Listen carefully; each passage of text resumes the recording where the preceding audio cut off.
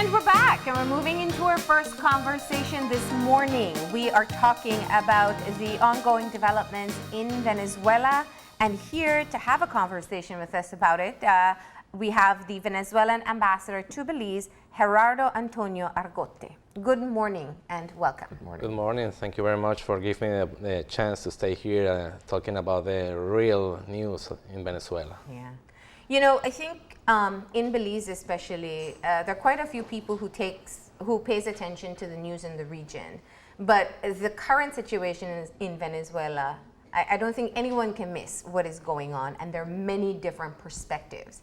So I want to start off by just hearing from you, what is the official position from the government in terms of foreign service officials like you in being able to share the government's perspective? Well, the official position of the government of Belize, you mean? Venezuela. Venezuela, okay. Well, right now in Venezuela we are living a coup d'etat, sustained by a pseudo-juridical doctrine and political fiction whose approaches are neither in form or background in the Constitution of the Bolivarian Republic of Venezuela. According to this pseudo-doctrine, there is an alleged usurpation in the position of President of the Republic, Nicolás Maduro. Maduro swore, before the Supreme Court of Justice as president for the period of 2019-2025, in compliance with the Article 2231 of our Constitution, of our national Constitution, and the result of the presidential election of May of 2018, where more than 9 million people, they went to vote, okay? And Maduro's won with 67% of the votes. I mean that 6 million people vote for Maduro in Venezuela. 6 million, And you can't erase that. You can't erase that people who vote for Maduro. As we have seen, you can see in this picture, we have the percent of vote in the 1918 presidential election, 67.8%, and 31.7% of all the registered voters. You see the other presidents, and it's numbers and their data that coming from the electoral schools and the internal affairs school minister. You see that guy, White Dog. White Dog is 0% of vote in that election and 0% registered vote. I mean, nobody knows that guy.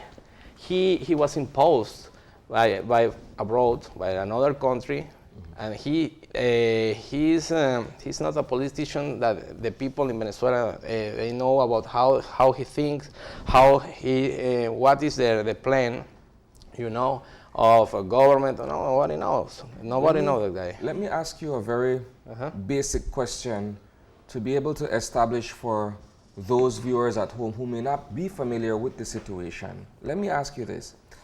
Why is there a move to depose President Maduro and to recognize Juan Guaido as the new president or the interim president of Venezuela? Why? Okay.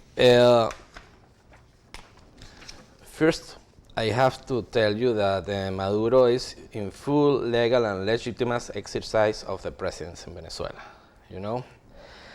The Constitution, the national Constitution in Venezuela, don't have the figure of usurpation, don't have a figure of transitorial government, neither the figure of interim government, nor the figure of parliamentary government. We are Venezuelan democracy is a presidential nature, not parliamentary nature. You have to know, first thing. And Mr. Guaido was self-sworn as acting president in charge. We don't know what is that, And announcing as a transitional government, he has violated the Constitution of Venezuela. Consequently, their acts are illegally not exist in the Constitution. The Constitution allows for an interim president? No, it doesn't exist. Just imagine that one day I wake up, I say, I would like to be the prime minister. So I go to the square and say, I proclaim to myself the prime minister of some country. Just imagine that.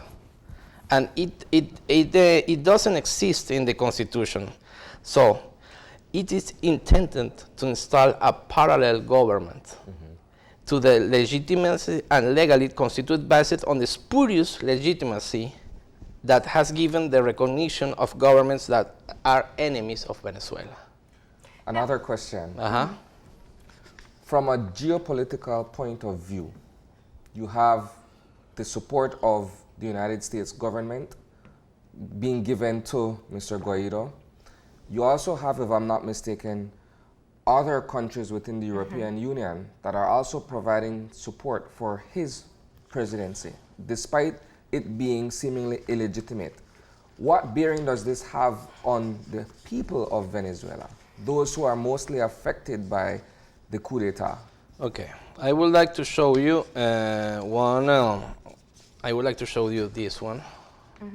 I don't know if... yeah, go ahead. Okay. There's a map. Yeah, this is a map. Only 25% of the world government have recognized Mr. White Dog, you know, with the remaining of 75% continuing to recognize the elected government of Maduro. I don't invent that. You see the map, the whole world map. In red, the governments who recognize Maduro. In blue, the governments who recognize some kind of government of White Dog, you know. I would like to show you another thing here, like this one. Okay. How many countries recognize each man? Okay. In red, it's Maduro. It's all the world. In blue, that guy. You see, the whole world in the United Nations have 193 states. Only 25 states are in blue. So the world is too big. It's bigger. Right now, in America, we have seen the Group of Lima. The Group of Lima is a pool of countries who follow the politics of the United States. It's okay. They are free to do that. But they go straight against the institution and the people of Venezuela, and because they support the coup d'etat. Now, I wanna provide some context here, because I think if we only speak of what's been happening in the past 4 weeks, there's a very important context that is missing. And that context is the situation of the people in Venezuela. And this has pretty much been the main point being driven by the over 40 countries that have recognized Juan Guaido as the interim president, that the people in Venezuela are suffering, that the people in Venezuela want a way out of the regime of President Maduro, that they have had challenges with food shortage and many other shortages, and it is a matter of human interest for some type of international intervention to take place. How do you respond to that? Okay. Of course, right now the people in Venezuela are suffering, but they are suffering. We are suffering by the economical measures, economical matters. We can't avoid that. We have under pressure of the United States, and we are in a huge blockade. You see that? No one country around the world could live, no one economy around the world could live with this. $1,200 million they took in gold, Venezuelan gold, the gold of the Venezuelan people. They are in the Bank of England. 7,000 million assets in the USA. 1,000 million, I don't know if I'm saying correctly the number, of oil sports, you know?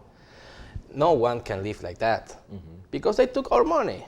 Of course, we are suffering because we don't have medicine. The children, they don't have milk, also Pampers. The elderly people need medicines. How we can get to buy that if they took our money, if they took our gold, if they know that Venezuela is the first country around the world who have the more reserve of oil. We are the first one. We are in the fifth place who has the more reserve of natural gas. So we have the energy of the world, and they know that. And you can wonder why the people in Venezuela suffer. Of course, we are suffering since 2014 when President Barack Obama said that or declared that Venezuela represents an unusual and extraordinary menace to the United States of America. But you can't figure it that. You can't believe how such a small country as Venezuela in the Caribbean could be a menace for the United States. It's impossible. Is it perhaps that there is some vested interest that the United States is moving toward by this so-called regime change? Perhaps it has its eyes on something in Venezuela that it's after, maybe the oil? I think so. I think the key word is oil, and that's it, because many countries around the world are suffering, they're passing along many troubles, but the eyes of the United States and the eyes of some countries are in Venezuela. Why? So Venezuela is the only country around the world who have problems? No. Oil, gas, gold. It's also a consequence of being in the minority in your own governance structure, and we've seen that in conversations. We were speaking to a representative from Cuba last week. We know globally that those who subscribe to socialist regimes are looked down upon by some countries. We've seen that in different ways. But I still want to go back to one of the issues here, because what's important in people understanding what's happening in Venezuela are two sides. So currently, the education that people are getting are primarily from US media. We're getting some regional news as well. And while you speak of the countries that support Maduro, I don't know if it's fair to say that there is a support for the presidency of Maduro, because there are countries like Belize that are trying to work out, along with other members from this very same region, almost a mediation of sorts. So it's not supporting Guaido, but it's not supporting Maduro either. It's trying to find a peaceful resolution. Yes. So it's not that the rest of the countries are supporting Guaido stepping up and calling him president. It's that recognizing that there's a problem in Venezuela that has to be addressed some way, peacefully, between the two entities. Would you agree to that? Yes, I know that many countries, I mean CARICOM, I mean Mexico, I mean Bolivia, Uruguay, they are neutral. Yeah. So, and they believe in international law. Yeah. That's it. The international law has to rule this problem and the negotiation in peace, because we don't want a war, we don't want invasion, because we are a people of peace. We are South Americans, we are Latin Americans in Venezuela, we are Caribbeans. So we want to live in a region of peace, without bombs, without arms, without foreign armies to get into our country. Listen, I would like to tell you that last week in Montevideo, it was held a peace conference. Yes. It was a peace conference in order to find the peace, in order to find a new path of dialogue in Venezuela. And many countries went to the conference. I mean, the CARICOM, Belize, Uruguay, and other countries, they stayed there. And we had a plan of action, in order to try to find or to fix the things between Venezuelans. Because the problem is of Venezuela, Venezuelans. We don't need the interference of foreign countries. And we don't need a war. We don't want a war. So the conference had the following arrangements: immediate dialogue, the generation of conditions for direct contact between the actors involved. This is the government and the opposition in Venezuela. That's it. Negotiation is a strategic presentation of the results of the dialogue phase to the counterparts, opposition and government. Commitments, of course, we need to construction a subscription of agreements, and we have to respect that as government, and of course as our opposition. And then the implementation. The implementation is the materialization of the commitments undertaken the previous phase. And yes, we know that many countries are looking at us, and they want peace, but because Venezuela is not alone. I mean, CARICOM, also I mean the whole African Union, I mean Russia, I mean China. So those bigger countries, you know? But how open is the government of President Maduro to engage in dialogue for a peaceful resolution? Totally open, totally open. That's the thing that we want, dialogue and peace. But I have heard in other words that no, we can't dialogue. We want dialogue because it's the time of action. Action of what? One of the recent news articles coming out of Venezuela, really not out of Venezuela, from those who are observing what's happening in Venezuela, is what seems to be a flexing of the muscles by President Maduro in showing the military force that does exist. What is your response to these reports that have been coming out? Well, it's a very some years ago when I was at the university, I heard a phrase: "If you want a peace, prepare for war." We want to stay in a war, but we have to prepare, and we were preparing our army in order to be what's happened. Because we have to be clear that the eyes of some countries are put in our natural resources. We know that. So that the whole army and also the people are joined together in order to practice exercise, military exercise, because we never know.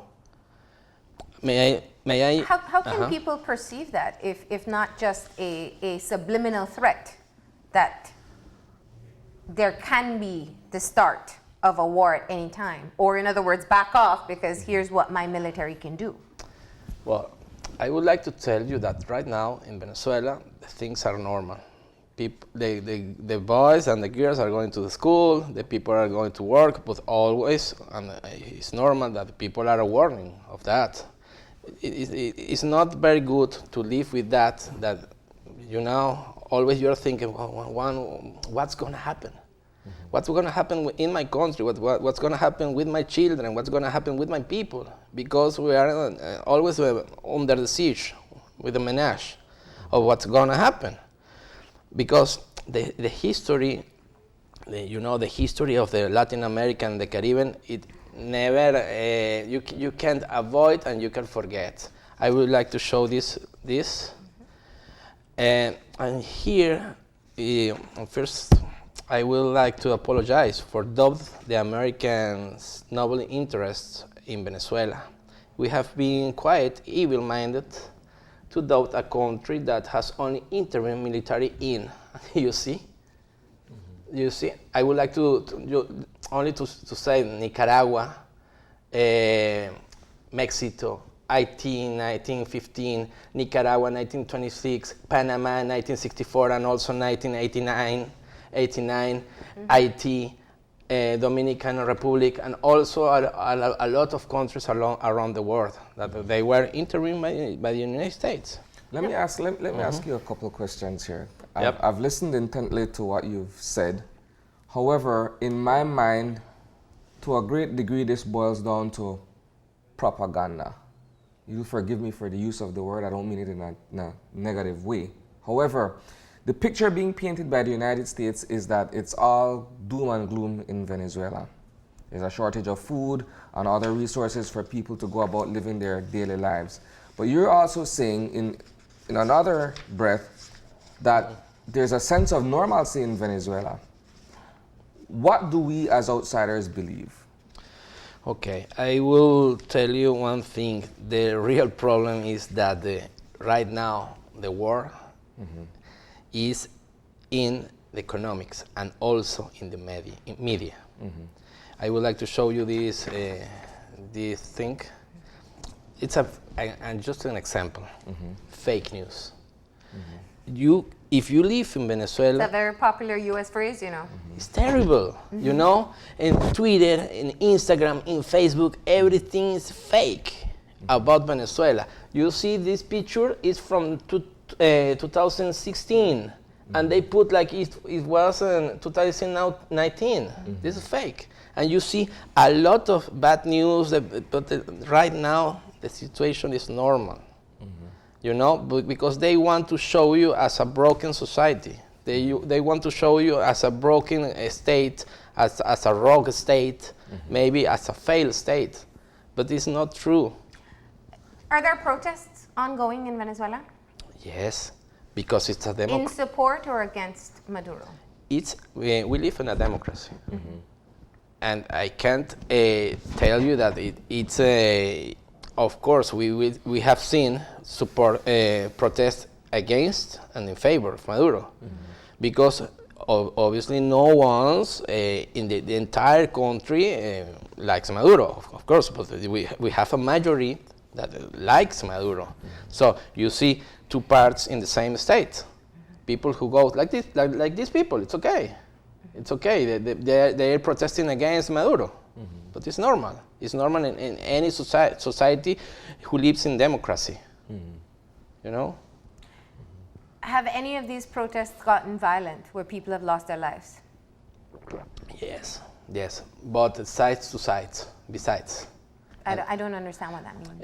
I mean, of course, someone was killed. But supporters Maduro, the people who protest against Maduro, and also the National Guard. Also the policemen.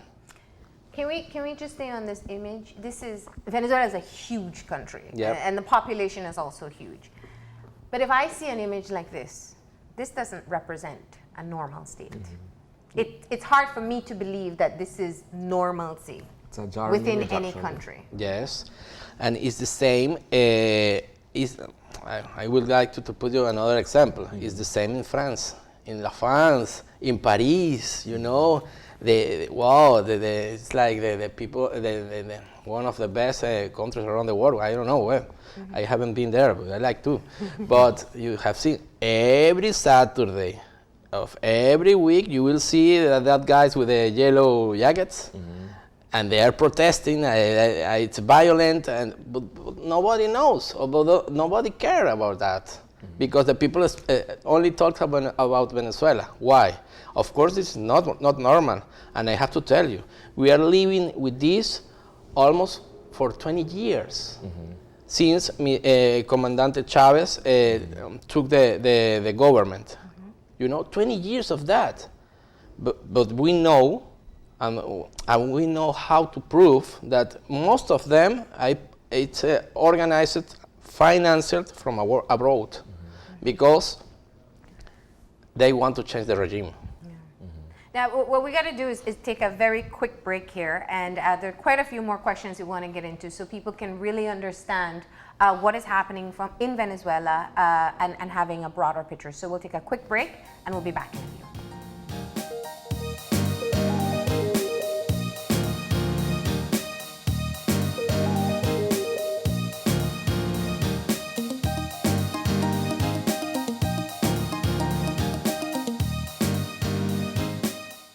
When someone you love becomes a memory, the memory becomes a treasure. Channel 5 introduces the Daily Obituaries. The Daily Obituaries will broadcast all death and funeral announcements and memorials to honor your loved one's life and memories. The Daily Obituaries airs on Channel 5 prior to the evening newscast, with subsequent repeats at 10 p.m. and 12 noon the following day. It will also be placed online on our social media platforms, all for a standard package fee. Celebrate their lives and memories with Channel 5's Daily Obituaries. Honor in life and reverence in death.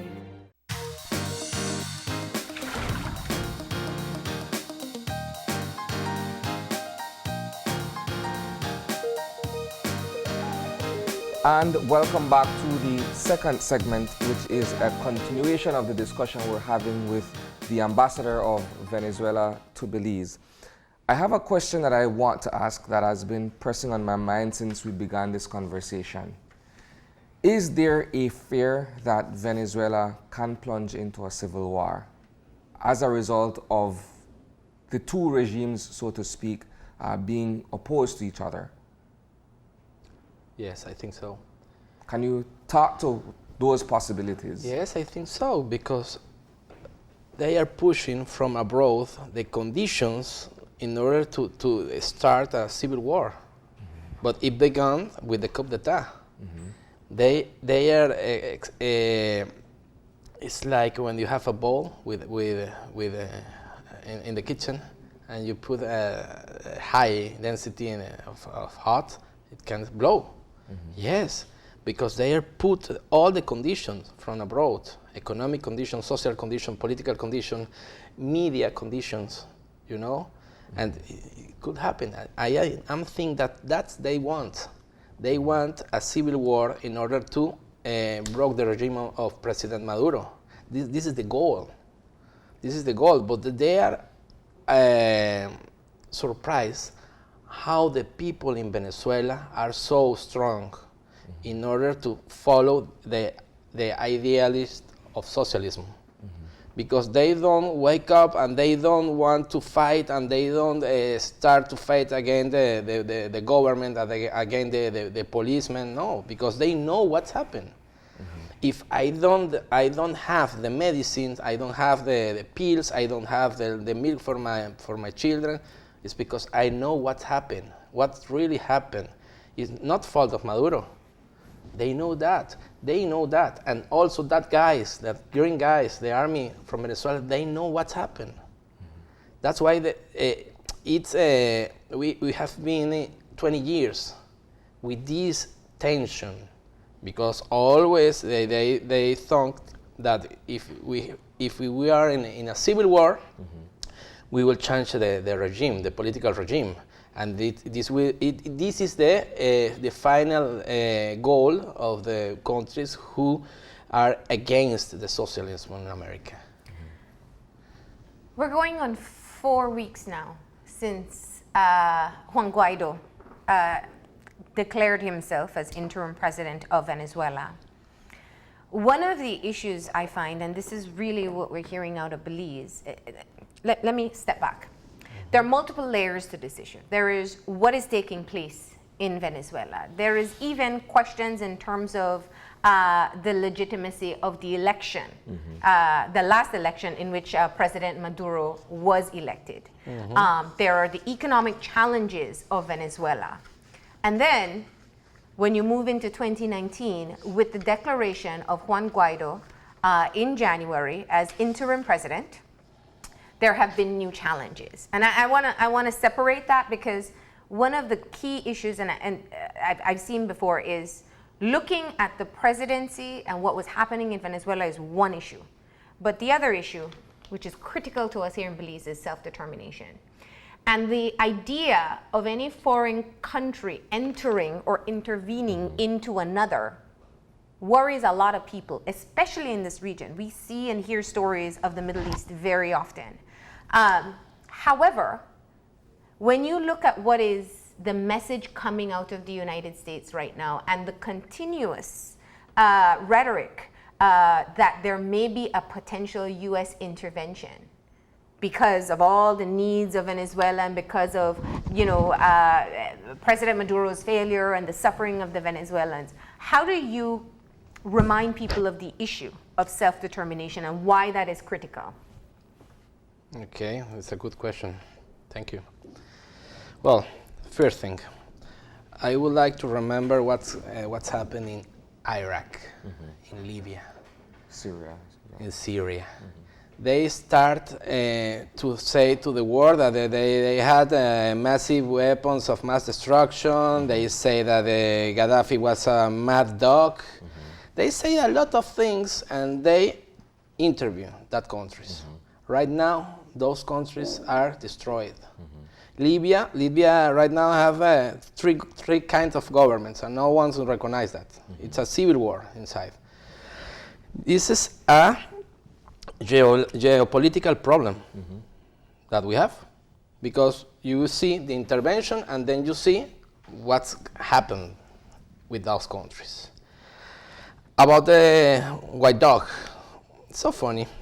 It's so funny because he declared himself as the president of one country, but he's the president of the Twitter, and he's the president of Instagram, because he only have the control of Twitter and Instagram. He doesn't have the control of the army, of any institution in Venezuela. So it's like he will have the control of the media and the support of the United States, and that's it. As I told you, nobody knows that guy. They do now. Outside of Venezuela, and I'm sure within Venezuela, they do know Guaido now. Yes. And they do know that there are some very powerful countries that support him as interim president. Yes, but you can't forget that Russia.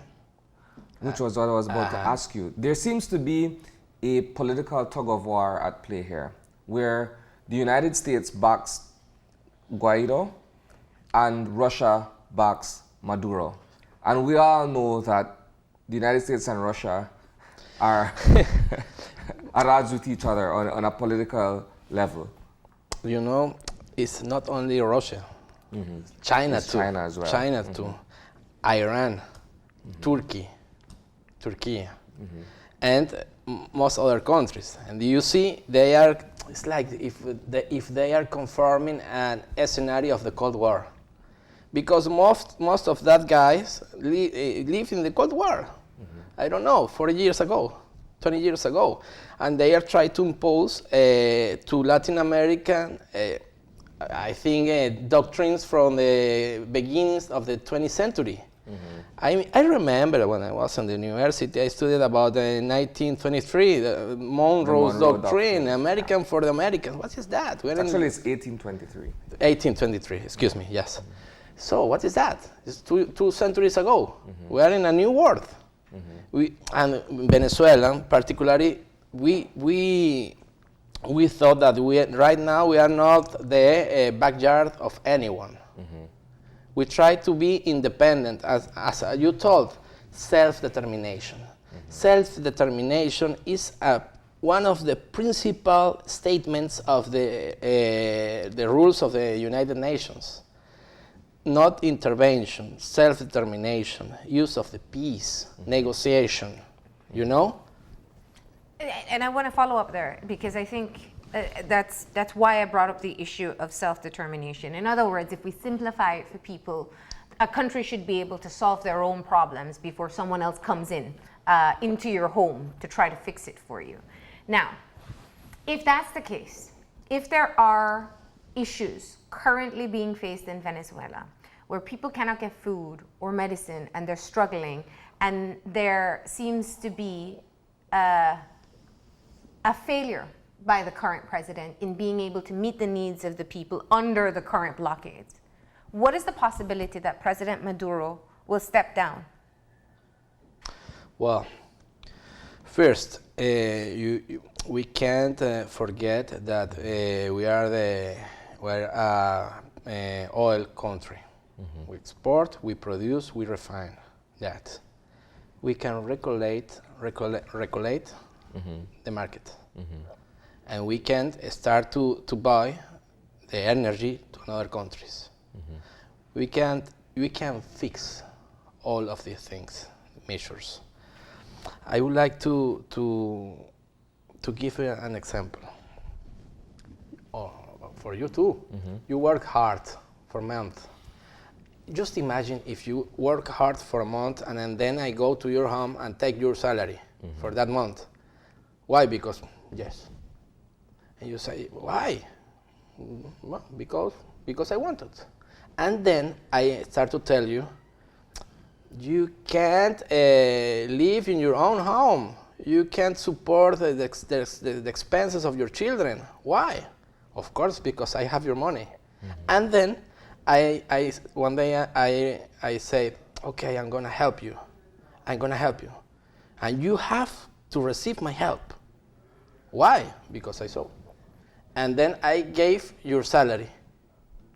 The salary that I took. This is not legal, this is not fair. Just imagine that right now, they say, no, we have, I don't know if it was 20 million or 200 million of dollars. We will give this in order to help your economy. We are not begging. We only need our money. We don't need your money because $20 million, we can spend that in one morning buying medicines for our people, you know? That's why I say that we are not begging for money. We only want to be free. I didn't get an answer to the question because, and I need to hear this. So there are people even from President Maduro's government who feel that perhaps it is time for him to step down and have another leader emerge to calm things down in Venezuela in this time. So I ask you, what is the possibility? Not necessarily handing over power or recognizing Guaido, but even making a change within their own government to be able to appease the situation because the tensions are so heightened at this time. Okay, I'm gonna show this graphic. Okay, you see, this is the election. It was a very clear election for candidates. Thank you. You see 67.840% of the votation of the votes. It means almost 7 million people who vote for him in a normal and clear process. There have been allegations that it's fixed. Yes. For the results to be that way, though. Yes, because what's gonna happen with the popular election? Those people who vote for him. Why? No, I think what he's saying is there have been concerns stated that the elections Were rigged, weren't essentially. Why? And another thing, if they want to change the regime, it's because they want. I mean from abroad, maybe United States, I don't know.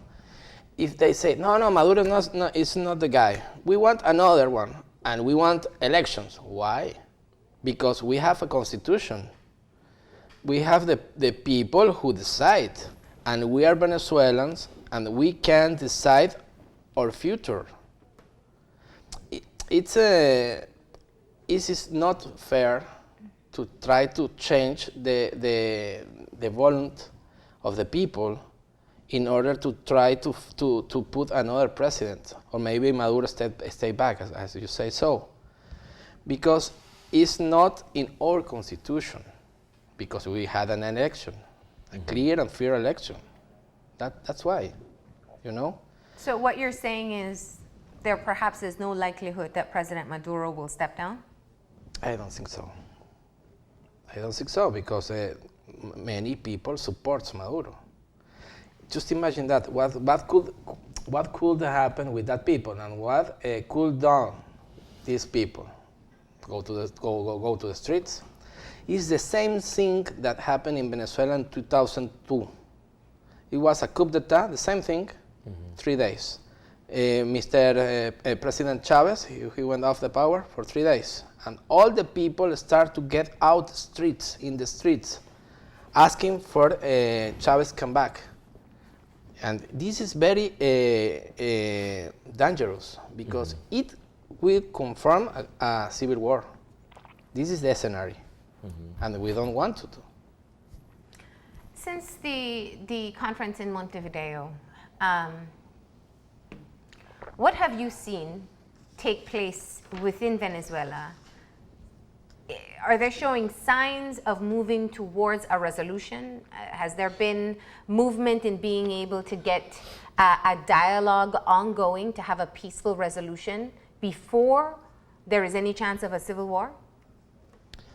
Well, first, dialogue and diplomacy first. This is the key word, dialogue. And we have seen how the United States put a Venezuelan crisis at the Organization of American States.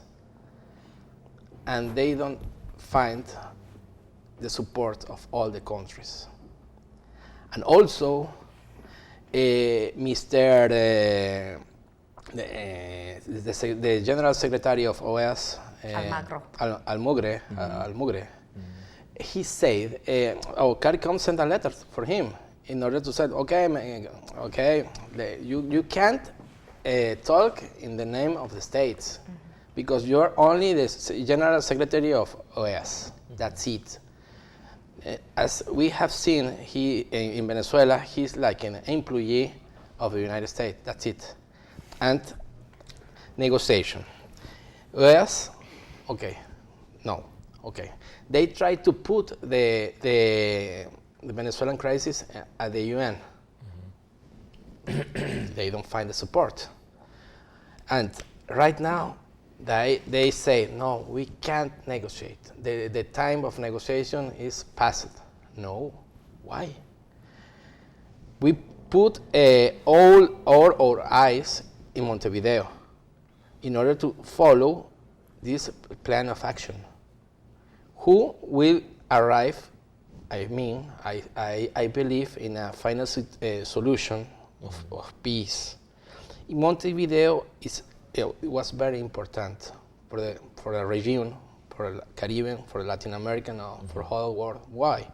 Because since Montevideo, we will see who are the countries, or which are the countries who are in favor of peace, and who are the countries who are in favor of war.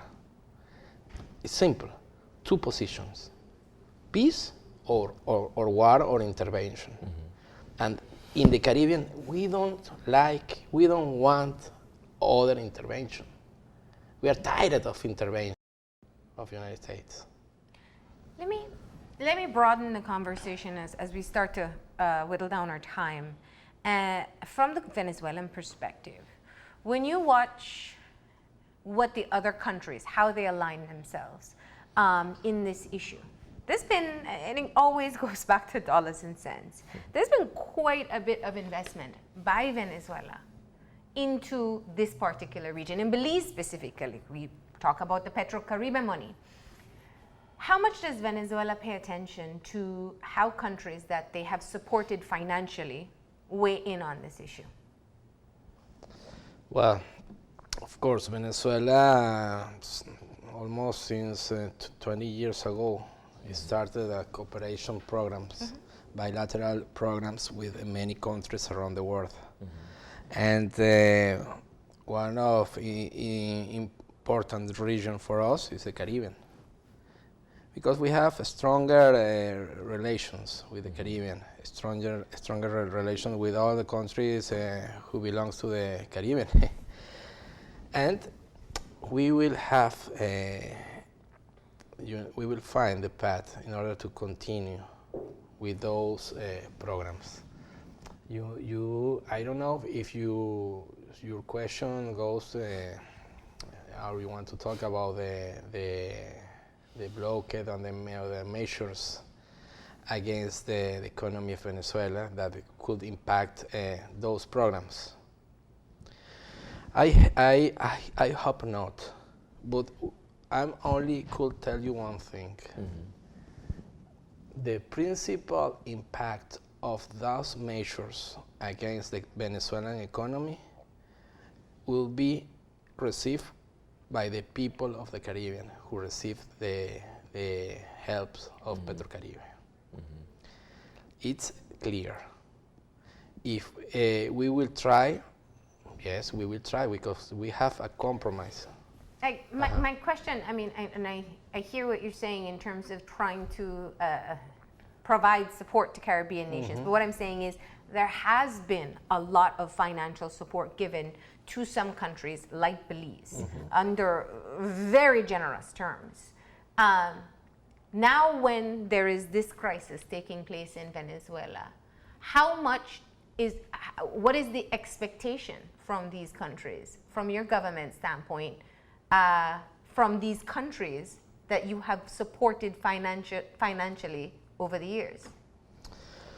Well, as he said 2 days ago, we have a plan A, plan B, and also plan C. We will see, and we will say what we're going to do. But we have to maintain the support. I don't read, I don't hear, I don't read anywhere if that we wanna cut that, not.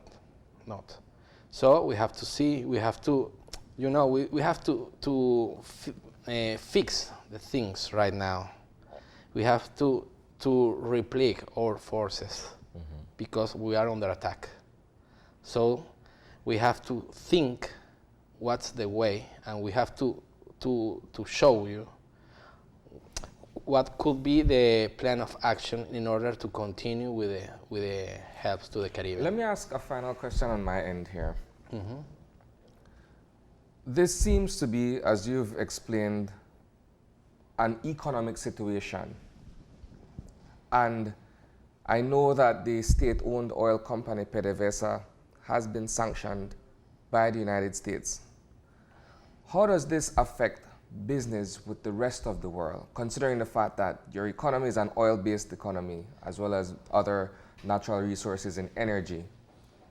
How does this affect how Venezuela does business with other parts of the world, the fact that PDVSA has since been sanctioned? First, you see, all the wars have consequences. I mean, Iraq, Libya, both are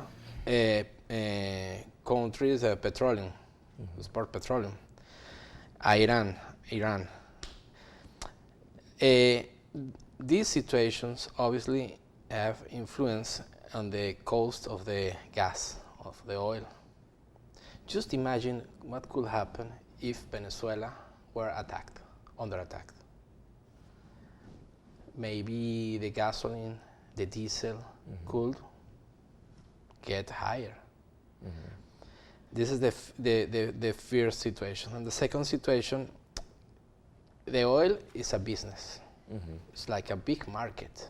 And everyone around the world needs oil in order to produce energy. So we can regulate the markets, and we can send to another markets. Who needs the oil?